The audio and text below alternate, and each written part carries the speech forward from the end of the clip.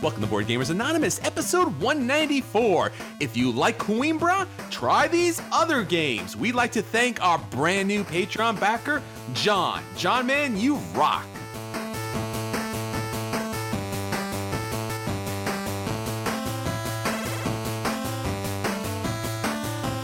You're listening to a proud member of the Dice Tower Network, dedicated to bringing podcasters together for the greater good of gaming. It's sort of like Voltron, but with better lip syncing. Find out more at dicetowernetwork.com. Welcome to Board Gamers Anonymous, the podcast about board gamers and the insane fun we have at the table together. This is Chris. And this is Anthony. Anthony, it is that time of year. Things are getting a little colder. The holidays are starting to roll up on us. And of course, what's now becoming an annual celebration, at least for board gamers, PAX Unplugged is on its way. Yeah, no, I was surprised. Like this morning, like counting down, I'm like, wait a second, this is only 3 weeks away. we got to get ready for this. It's really surprising, especially for us on the East Coast, that when I'm going to game groups and I mention, oh, PAX, is anyone going? Are you guys thinking about it? And the large number of people that have never been previously to a board game convention, everyone's really interested in it. Even if they're not staying multiple days, everyone's looking to stop by, which is a lot of fun. And it's getting a lot of buzz considering it's only in its second year. So this is looking to be probably one of the biggest conventions of the year. There's a lot of cons in the fall, but one's in Germany and the other one's not really that big. BGG Con, it has name recognition, but it's a tiny little con. PAX is big, lots of fun stuff to play. It's local for both of us. It's awesome. So I had the most fun there last year for sure. I'm excited for this year. Yeah, and Philly's a great city. If you've never been to Philly, you should definitely check out the City of Brotherly Love. I know recently there was a report that Gen Con will be renewing at least, I think, a year or two more for their lease over in Indy. So that recently popped up. So, there's a lot of great gaming going on all over the place. As Anthony mentioned, Essen is finally kind of wrapped up, and we're starting to see those games kind of like, peek out at the table, certain spaces. Hopefully we'll see a lot of those games at PAX Unplugged. Many of you, if you're going out to BGG, I'm sure you're going to see a bunch of those out there. EuroQuest is coming up in Baltimore, so definitely a lot of Euro games will be hitting out there. So a lot of good fun stuff. And of course, one of the big holidays for board gamers, Black Friday will be coming up and Cyber Monday. So we will keep you up to date. We'll have a shopping guide for you in 2 weeks to let you know what games you should be looking at, where you should be buying those games, and hopefully helping direct those best purchases so that you get the greatest games to the table. All right, Anthony. So that's what's going on with BGA. There is so much fun coming up. Let's talk about what everyone else is talking about. What's our question of the week?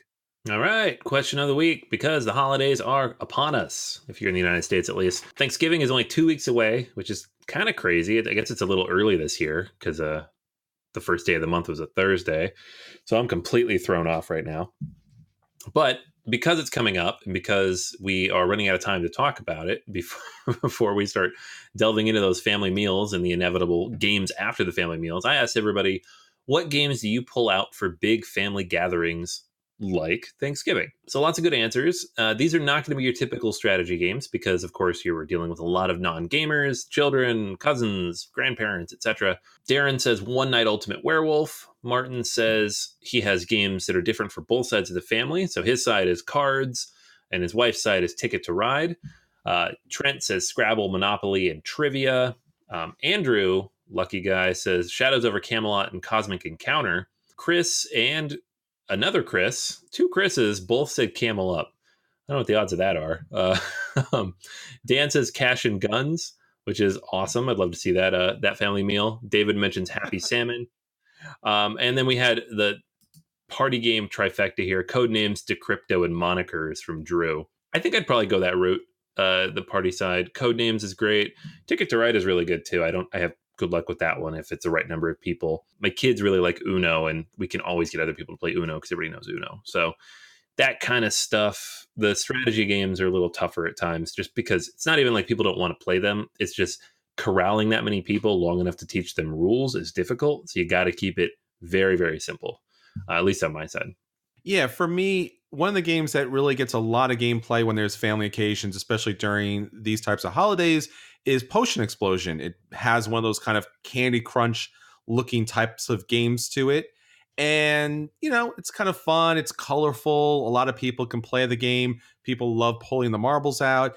And Dixit. Dixit has some amazing artwork. So when people see those cards on the table, you can play, especially depending on what expansions you get, you can play a large number of people. And basically, it's come up with a story or a word or an expression or a sound or a song for a particular card and play that card, and everyone else plays a card. So it doesn't take really any time to teach that game, and everyone just kind of enjoys going through the cards. So that's kind of like a perennial classic with my family. All right, so those are the games that are getting to our upcoming Thanksgiving and holiday tables.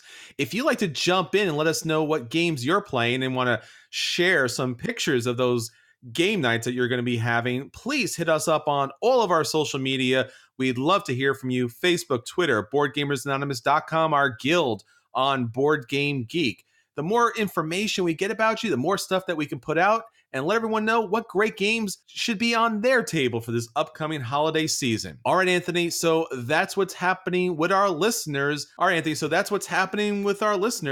Now let's get on to the games that we want to hit our upcoming holiday tables. Let's get to our acquisition disorders. Okie doke. I'm on it.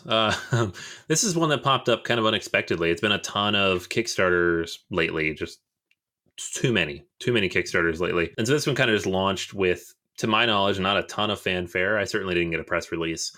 And that's Reavers of Midgard. It's the sequel to Champions of Midgard. And it's in the same world, same art style and everything, but not the same game. Call it a single worker placement game, meaning each player is going to put a single worker on a location that is inactivated by everybody. So it's kind of a, I don't know, like a twist on like something like Race for the Galaxy or something where there's like an action and everybody can kind of take that action, but there's multiple actions going on. There's also dice involved, of course, as in Champions of Midgard, and of course, much combat to be had. You are Vikings, of course. So the interesting thing about the game is the Reavers, which makes sense because that's the name of the game, Reavers of Midgard. These are the warrior cards you're going to get, and each of these cards does a bunch of different things. This is what I'm kind of excited about because I love when you have like one thing that does all sorts of stuff. So when you get a card, you're going to gain dice. There's going to be some number of crew dice listed in the top left corner, and you get those, you roll them, now you have them to use, right? But you can then also use the card in several other ways. You can do the rally action, which lets you get more dice. You can do the lead action, which you can then make this card actually, part of your tableau, gain these powerful abilities, and change some of your dice symbols for, to wild, so you can do extra things later. You can do specialization. So there's like some action listed at the bottom of the cards. If you choose to specialize this card, then in the future, when somebody takes that action, you get bonuses that they get. So lots of cool little things and ways to manipulate and build out your tableau and have kind of this unique presence on the board. It looks like they've kind of upgraded the artwork here quite a bit. The artwork from Champions of Midgard was decent, but not great. The artwork here looks really solid. Like just looking through the different card faces and all the different stuff they have here. And I'm talking about like the actual illustrations. The board looks very similar. A lot of the same stylistic choices there, but the actual Vikings on the cards seem to have gotten a nice upgrade. So I'm pretty interested in this one. It is, a hefty looking game. And as is the case these days with pretty much all Euros on Kickstarter, it's a little pricey, $70 plus shipping. I'm hoping that these guys have a booth and I can give this one a go at an upcoming con. Looks really cool, and just excited to see what else they do with the ideas that they had in Champions and this Reaver system, which seems really cool with the multi-use cards. So that is Reavers of Midgard. It's on Kickstarter for, I guess, the next couple weeks or so. Yeah, this is a really interesting game. Remember Champion of Midgard and just being so excited about the look of this game and being able to utilize those dice in different ways. And now you get to see this game. Can I trade in my Champions of Midgard for this version? Just because, as you mentioned, the Reaver system and the upgraded artwork, and I guess the inclusion of like just having more theme in the game and not just kind of chucking dice, but actually feel like the dice placement means a lot more than it did in the previous game. I think this game is probably going to get to the table a lot more often than the previous one. Yeah, it's a funny thing. The other one feels more gateway-ish, and Yeah. I don't get it to the table very much. It's not really for my group. I know a lot of people do get it out a lot, which is awesome, but I have trouble getting that one out. This one looks more in my wheelhouse, more medium weight. Anytime you're building a tableau and you have multi-use cards and dice that you're trying to manipulate, it's great. I love everything I hear about it so far. Definitely. Same here.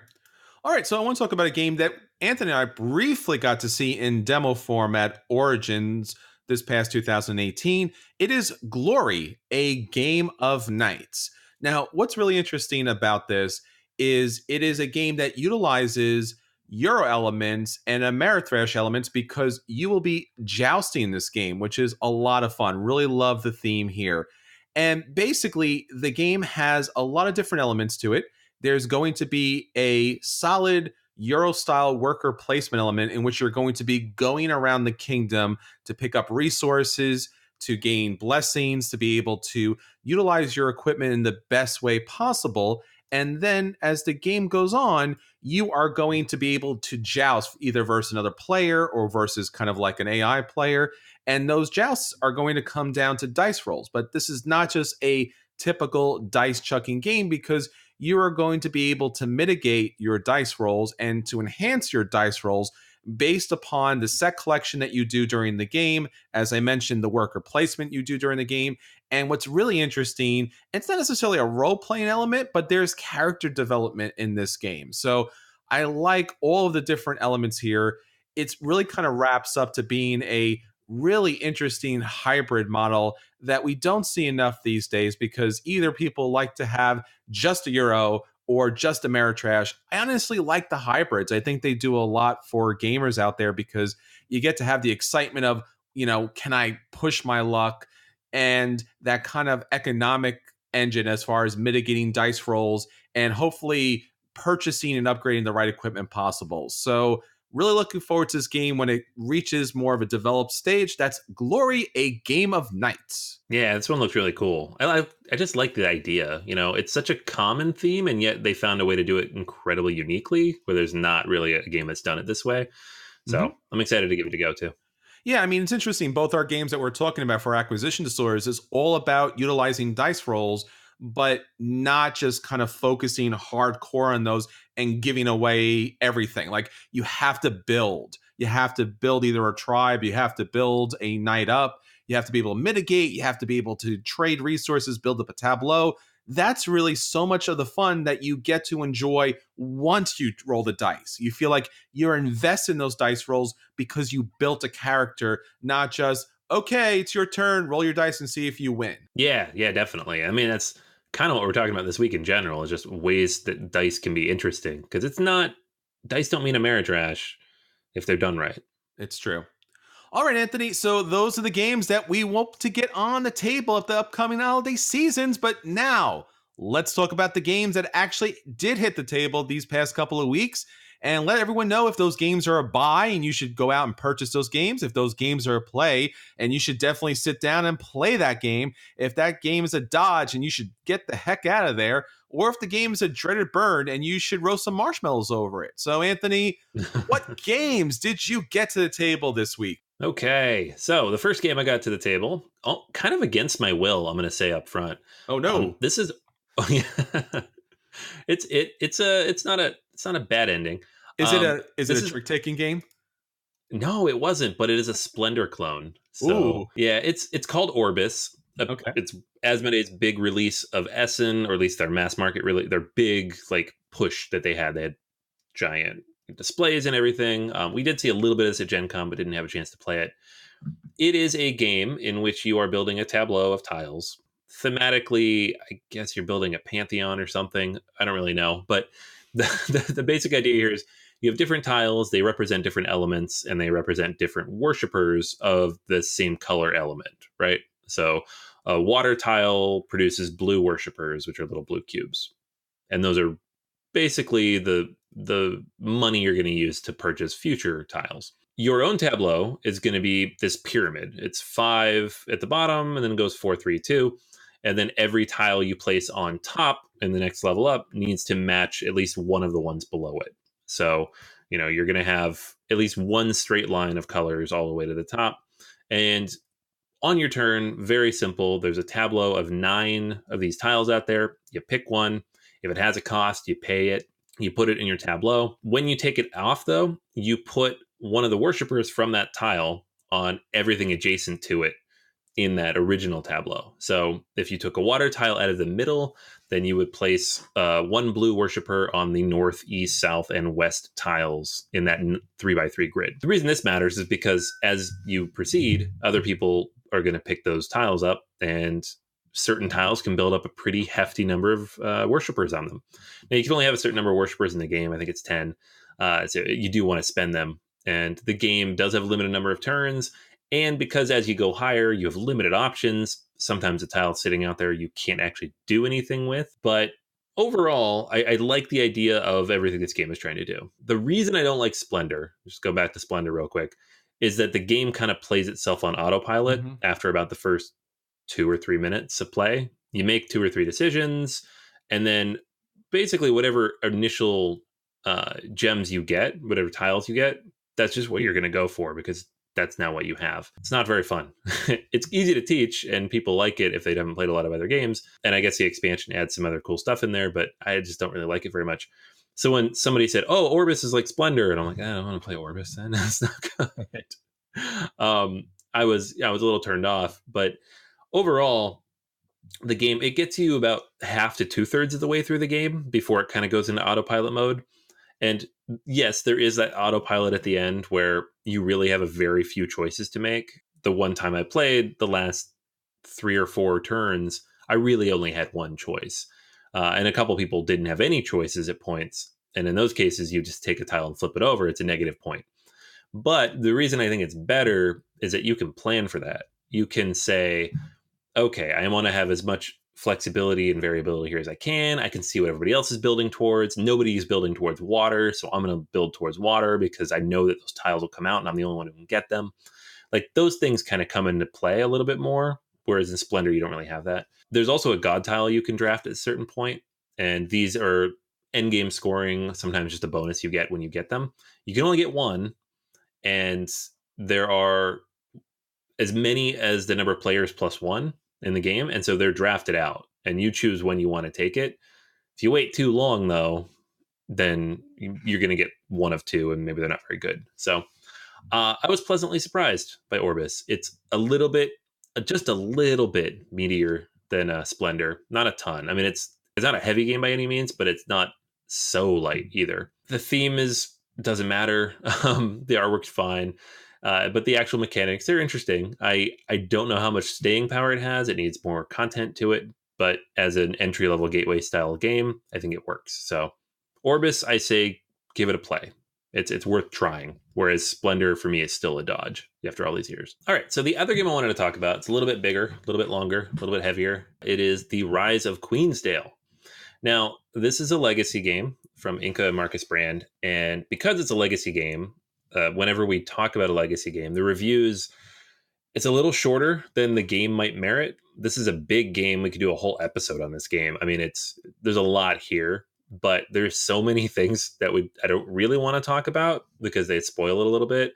Not only just in terms of the mechanics, but the story that's woven throughout the game. So I'm going to keep it kind of high level and talk about, what that initial game looks like, what the core mechanics are, the types of things that change throughout the game. Not specifics, but the types of things that are change over the course of an entire campaign, and then kind of the length of the campaign and what that feel of flow is. If you don't want to know anything about it, just, skip ahead a little bit or look in the show notes and you can see what my overall rating of the game is. I do want to give just a little bit of context because I think it needs it just based on the style of legacy that they went for. So the idea of the game is you are a king, or you are one of the people sent by the king to this empty space where you're going to build Queensdale. He's trying to build a new city for his queen, right? And so he gives patches of land to 4 different people, and the board is split into 4 quadrants. You don't have to play with 4. I think it's 2 to 4, but if you play with less than 4, then there's just less stuff going on the board. So similar to Charterstone or Seafall or whatever, less players means less stuff happening. Not necessarily bad, though, because most of the stuff you're doing is going to happen in your own little quadrant. The game comes with a bunch of decks of cards, and they trigger based on certain circumstances. So the way it's broken down is that there's different epics. At the beginning of the game, everybody's in Epic 1, but once you reach a certain point threshold, you move into Epic 2. The thing about the game that's interesting, though, is that the epics, the way the epics work is like 2 is get to 10 points, 3 is get to 16 points, 4 is, I think, 25 points. So what it does is every time you get to a new epic, you just have to get more points in the next game to proceed. So you might win the first game, and now you need to get to 16 points to win, and everybody else only needs to get to 10. If you then get to 16 before they get to 10, now you have to get to 25 and they have to get to 10, which means they'll probably get to 10. The game tends to change the most when those epics trigger. So that's when you're going to draw cards and read things and do stuff. So early in the game, you're going to have a decent number of changes and adjustments and new rules coming into play. But as the game proceeds, you might have a situation where you play 2 or 3 games in a row where not a lot changes because nobody gets to a new epic. And I think there's 9 in the game. So it's not like there's not a ton of stuff to change and overhaul throughout the game, but just keep that in mind. And it kind of has that slow down catch up mechanism. Actual mechanics of the game are fairly simple. You have a set number of dice. There's 5 dice. You roll them all. They each have a face on them. You take one at a time, taking an action. Some of them, a lot of them, are different resources. So you spend that, you get the resource. There's wood and stone and brick and money, basic stuff. Some of them will let you move around the map. So when you move your guy around the map, you can flip over these herb tokens. The herb tokens have different bonuses on the other sides. Some of them are great. Some of them are just resources. It's randomized across the map. You can only flip the herb tokens that match the huts you have, though. So you have to build a hut. The big chunk of action here in the game, especially early on, is the building actions. So you build up all these resources, then you use a build action, and then you can place one of these new buildings out. And the buildings come from basically whatever's available for you to do, depending on what epic you are in the game.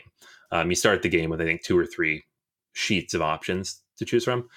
And each of these is going to do different things. Some of them let you keep resources between games. Some of them let you produce new resources at certain points in the game. Other ones still kind of give you special abilities or bonuses you can activate as you kind of move through the game. And that's basically it. You're going to get these tokens if you lose that allow you to upgrade your dice between the games as well. And that's fun. You get new little stickers to put on your dice.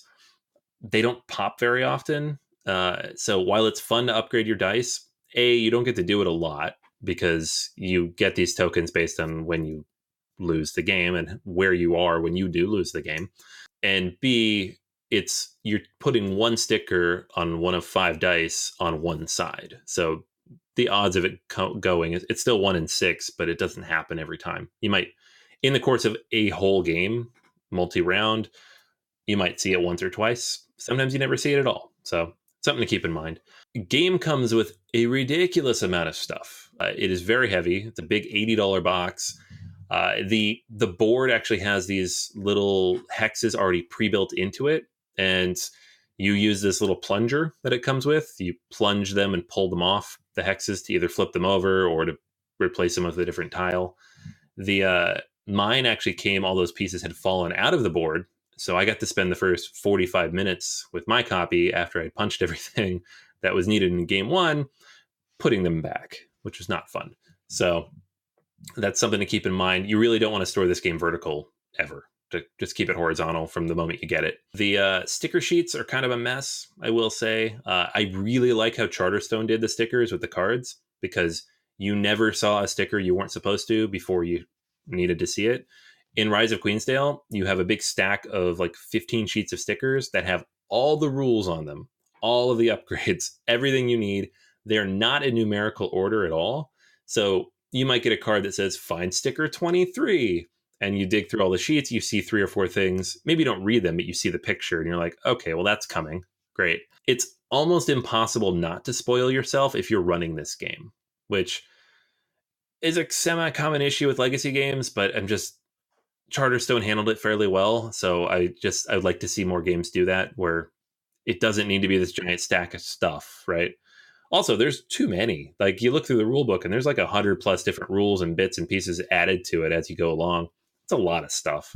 It's not that complicated of a game. I mean, if you've played Village, it's about that weight. And when you start it, the first game, it's even lighter. It's one of those games that adds rules as you go. So I'm not going to dig too much deeper into any of that. There are a lot of things that happen throughout the game. There are different story beats, different cards that come up based on things that happen. There's a certain type of worker you can pull out of the bag that brings in it's a messenger of some kind who brings in messages. You draw cards during the game, which is kind of cool, and that can kind of change things. Or you get a card that maybe you'll be able to look at later. There's a mystic icon that's on the board, and this is all stuff that you start the game with. I'm not spoiling anything right now, but the mystic card, and then if you draw that herb token, which doesn't happen every game, but if you do, you get to draw one of the cards off that deck, and it tells you what's going to happen in the future of the game, so you can prepare for it. All cool ideas. I like all the stuff, right? All the ideas that are here, the way they're presented, very cool stuff. The actual gameplay is not super exciting. I mean, and part of that is when you start the game, there's really not much to do. You roll the dice, you get the resources, you roll the dice, you get the resources, you roll the dice, you get the resources, and then you spend the resources and build a building. It just reminds me almost identical to how Charterstone started, where those first 3 or 4 games, all you're doing is building up and learning rules and getting yourself used to the game so that you can eventually do cool stuff, experience cool stuff. I don't know what we have to do. I'm not a game designer, so I'm not going to say, like, this is not the right way to do this. I don't know what goes into building a legacy game like this. I can't even imagine, but I just think they start too early, and they're just drip feeding you rules and getting you very slowly up to speed. If you play this type of game, if you play Village, if you play lighter games, if you're only going to play it like once a week, if you're not going to sit down and shotgun it with your friends, maybe none of that matters, right? It's still a decent game. It's not super compelling until you're half a dozen games in, maybe a little bit more, but it's frustrating to keep getting to this point of just like everybody at the table, the entire group kind of doesn't want to play anymore after about 5 plays because nothing is really happening that's that interesting. You power through, maybe you get to something better. Some games you do, some games you don't, but in this case it is a little tough. Total number of games, I don't know exactly where we ended up. It's probably just based on the numbers going to be in the low 20s, high teens. Game length is 45 minutes to an hour, so pretty quick. You can sit down and shotgun 2-3 games in a row if you want, if you have a group for it. But it's it's got a bit of an arc to it over the course of those games. I have trouble rating these at times. Our typical rating scale is, burn, dodge, play, buy, right? I think with Legacy, you really only have 2 options. There's dodge or play, because only one person needs to buy it. And in my experience, either it's me or we pool together and someone in the group purchases the game. Or you just don't play it at all. So those are kind of your 2 options.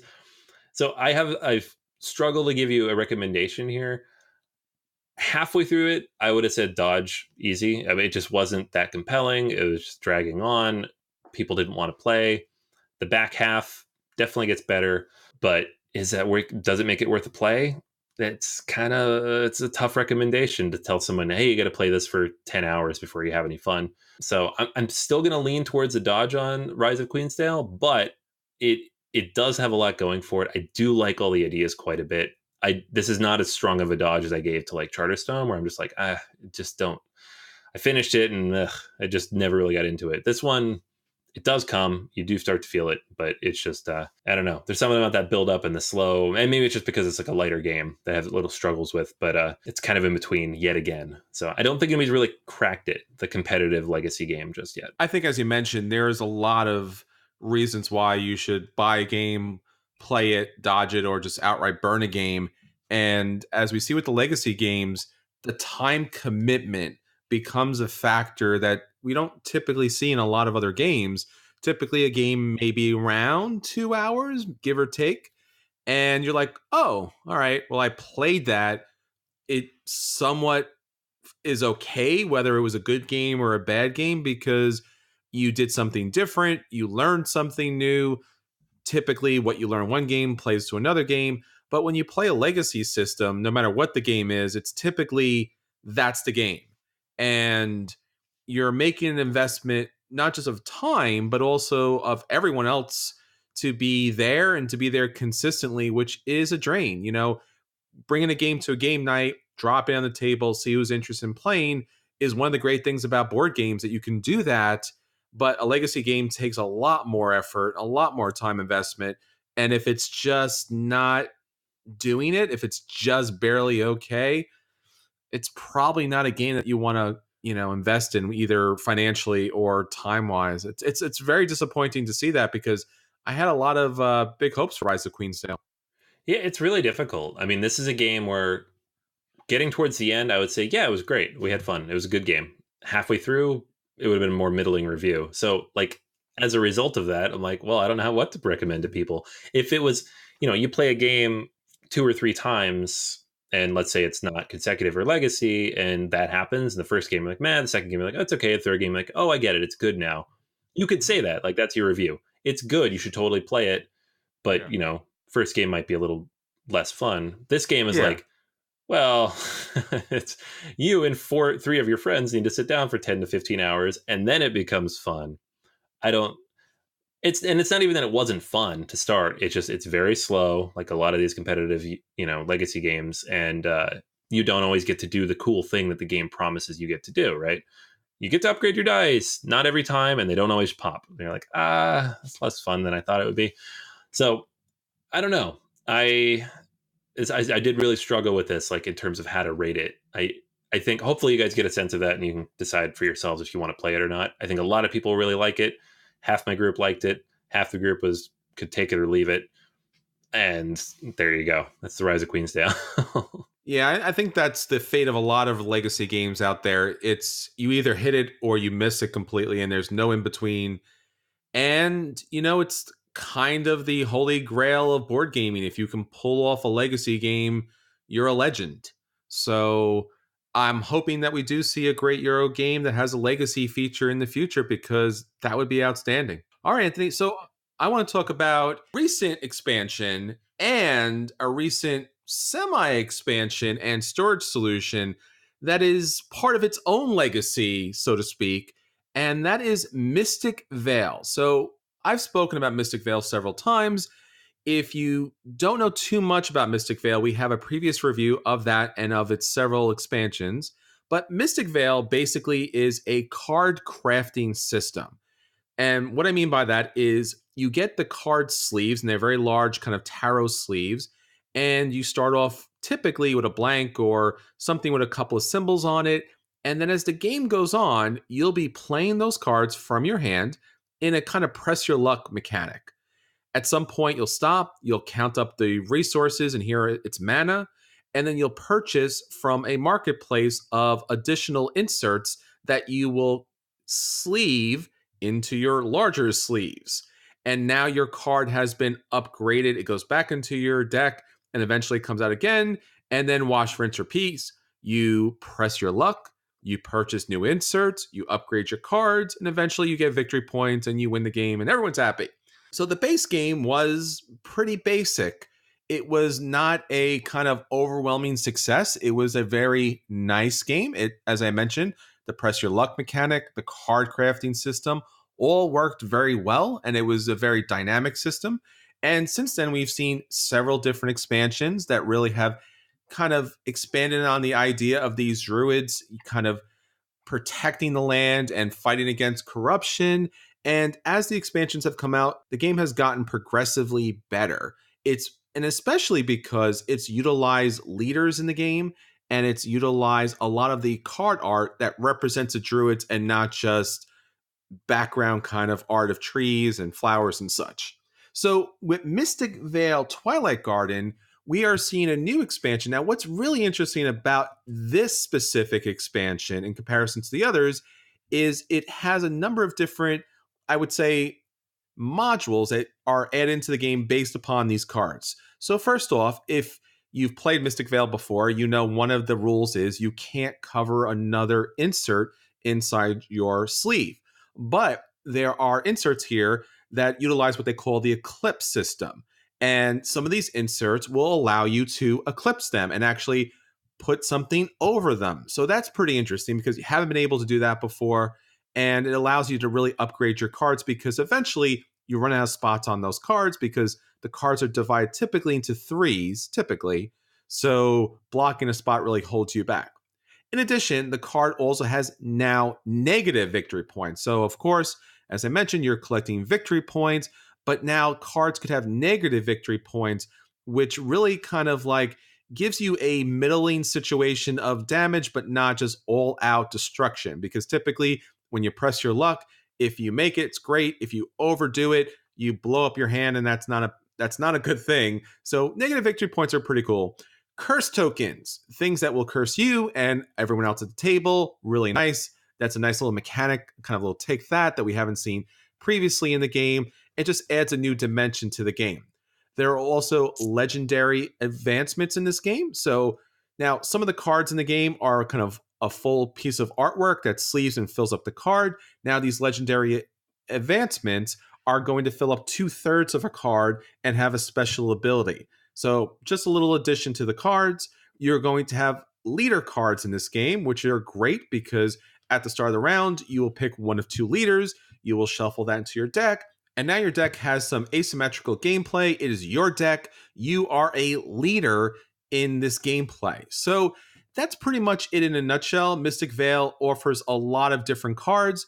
And what's really interesting for those of you who've played the game a lot, you may want to know that Twilight Garden does something a little bit different because it has enough in this expansion box that you can replace almost all of the initial inserts that come along in the base set with the inserts that are here. Now, you're going to still have to use a couple of the inserts that are in the base set. So this is not a game that you can play right out of the box. You're still going to need the base game, but you can replace almost the entire base set with the inserts and the cards that are here in this game. I would recommend not doing that. It didn't seem to gel as great as I had hoped, but I would definitely recommend adding this to the base set and to the other expansions. They all play really well together. So Mystic Vale Twilight Garden expansion gets a solid play. Now, next up is Mystic Vale Conclave. Now, Mystic Vale Conclave is probably best known for being AEG's big box holder. So basically, when you are looking to pick this up, you're like, well, it's not really an expansion so much as is a giant storage box. And you would be correct. Now, this giant storage box holds not just everything that's currently out there, but probably everything that will come out for the next, I'm guessing, at least 5 years. This box is enormous. It has 3 long trays on the bottom. It also has 2 holdings, so you can hold all your different tokens. And on the top, it's another additional storage area for different rule books and different tokens that come in the game. Now, with Conclave, you're not just getting the box, but you're also getting some additional tokens and you're getting some additional cards. So first off, what you're getting with this game is probably going to blow Anthony's mind, which is the ability and the additional cards to play 5 and 6 players. Yes, I knew that was going to be your reaction. Why? It's stupid. Don't do it. So if you haven't played Mystic Vale before, it does take a very long time because your turn is going to go rather quick as far as pressing your luck. But then at some point, you have to purchase something from the market, and that tends to take a long amount of time. So typically, I wouldn't recommend playing with more than 4, but it has what they call an Equinox variant. And basically what this means is it's going to add at least double the amount of cards on the table so that 2 players can take their turns at the exact same time. One player will be the day player and the other player will be the night player. And they will be selecting from the day section or the night section in order to select those cards they want to put into their own decks. And basically that kind of speeds up the game a little more. And then once they're done, they're going to pass those tokens over. And then the next two sets of players will pick their selections. And then those tokens switch. So if you went night, now you can go day. And it does speed the game up a little more, although the setup is increased dramatically. So basically what you have to decide is really where do you want to put your time? If you do have time, if you're putting on a game day, if you're putting on a tournament, then I highly recommend using the Equinox system. Basically what it comes with is a couple of tokens and a couple of long boards that you put on the side. AEG does a nice job showing you how the setup should go. So congratulations to them on that. And there are some dividers here so that you can separate your cards in the box. In addition, there are some Conclave cards, which show you some different ways to combine the different inserts that you can set up your games with. So if you want something that's mana heavy or take that heavy, you can put that into play based upon their suggestions. There are also what they call a totem setup. So there are basically these very powerful abilities that everyone will get one at the start of the game, so that you'll be able to kind of like speed up the game that way by having a kind of boosting up ability at the very beginning. They are also spirit counters. These are the 4 counters that every player gets that match up with their symbols that they'll be able to get throughout the game. And then as you're collecting symbols based upon playing your cards, you'll be turning those big tokens in order to show everyone, including yourself, most importantly, how many of a symbol you have, so you know exactly what you can spend. So for Mystic Vale Conclave, if you do have everything and you really have a dedicated game group that is interested in playing kind of this epic variant, whether it's the 5-6 player or the Equinox variant, I recommend this game and its big box as a solid play. If you are new to Mystic Vale, or if you only have 1 or 2 expansions, I will say stay where you are. This is really not something you need to jump into yet. I would recommend in that case, if you were looking to pick up something more from Mystic Vale, try out Twilight Garden. It adds a lot more to the game and just a lot more interesting. And at this point, if you only have 1 or 2 expansions, you don't need the big box yet. Conclave is not there for you yet, but if you do have the means, it's definitely worth picking up. It's a solid box. Awesome. Yeah, I mean, every time you talk about one of these expansions, I'm like, oh, I got to play that again, because I've still only played with the base stuff. But yeah, the base stuff is just generic as can be. Boring. Yeah. It's boring. So it's nice to see characters in play and all these fairies and elves and things like that, and especially all these different druid powers. But we're at the point where there's so much stuff that you might be interested in picking up the big box Conclave when you do pick up the game. All right, Anthony, so those are the games that are hitting our table. Let's get on to our feature review.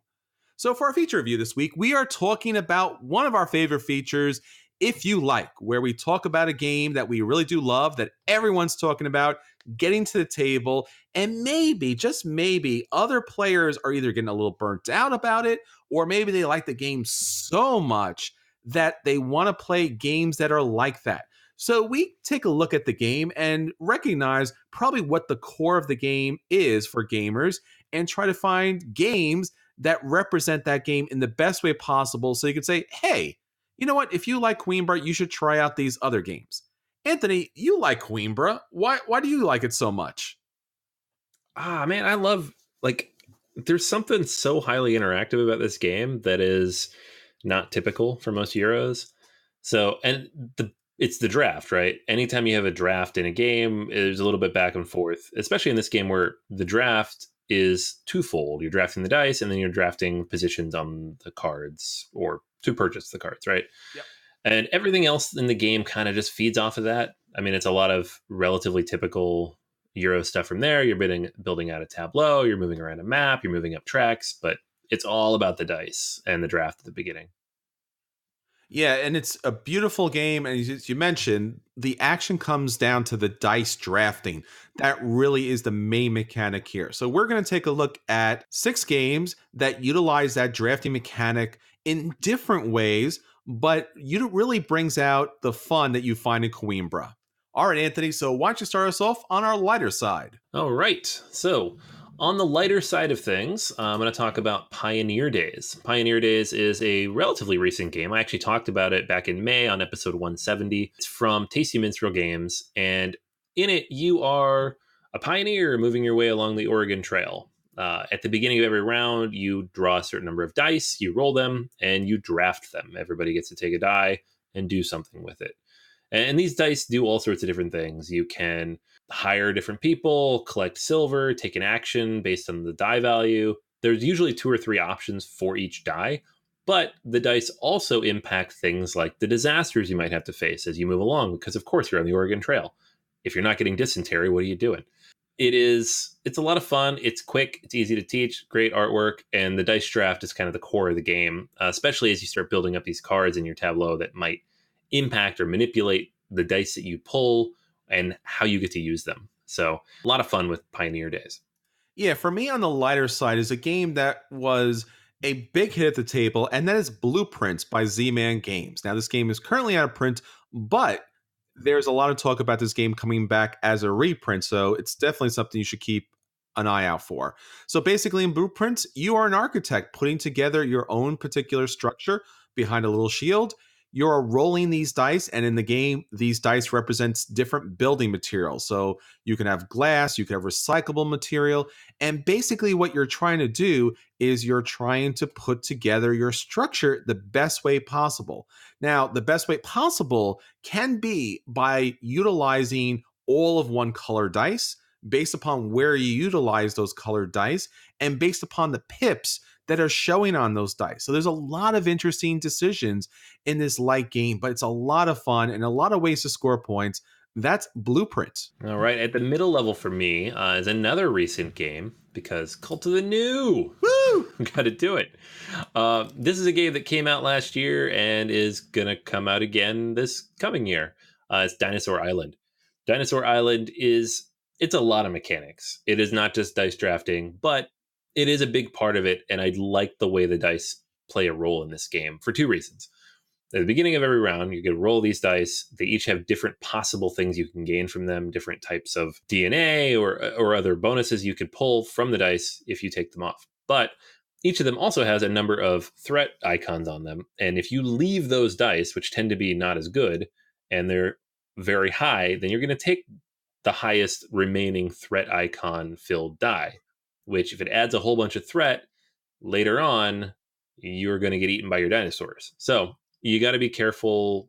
Sometimes take one for the team or for yourself, depending on what you have out there when you're drafting the dice. It's not just about like getting something good for you and blocking something good for other people. And sometimes they all stink. Sometimes they're all great. That's the fun of dice drafting is they're often not any good choice. Sometimes there's too many good choices. And then from there, the game spirals off and you've got, card purchases and tableau building and worker placement and resource management and tableau building. It's got everything, but it all starts with the dice. And I think it's a really cool way to kind of kick things off in this relatively straightforward game, despite the number of things going on. All right, well, my next game that manipulates dice in a really fun way is Role Player. Now, Role Player is all about rolling dice and then utilizing those dice in some really interesting way as far as putting together a character for a D&D type of adventure. So basically what's going to happen is dice will be rolled. They will be placed out on initiative cards. And then based upon what card and die you select with that card is going to determine your initiative in purchasing from the market. So you might want to pick a low number so you can pick from the market first and pick out the best equipment possible, but then you have a low number that's going to go into your main board that typically is going to be a bad situation as far as reaching your stats and getting victory points. So maybe you want to pick a high die, but now you are going to go later or at the end of the market selection, and you're going to get the last piece of equipment that's available. So there is a good juxtaposition as far as choosing from the market and adding to your player board. There is a lot of dice manipulation as far as when you place into your player board. Based upon where you place it, the dice are always going to be manipulated in a specific way that's going to interact with everything else on your board. So that is Role Player. All right, my last one is my heaviest one, also my favorite one. This is my highest rated of the 3 that I'm picking here, and that's Tois. This is an older game that fortunately just got a reprint, and it is all about Well, it's not all about stealing dice from your neighbor, but for some people, that's all they can get out of it. You don't say. In this game, you are going to be, it's not a specific time in history. It's like several centuries over the course of, the development and management of an area of France, really. And the artwork really reflects that.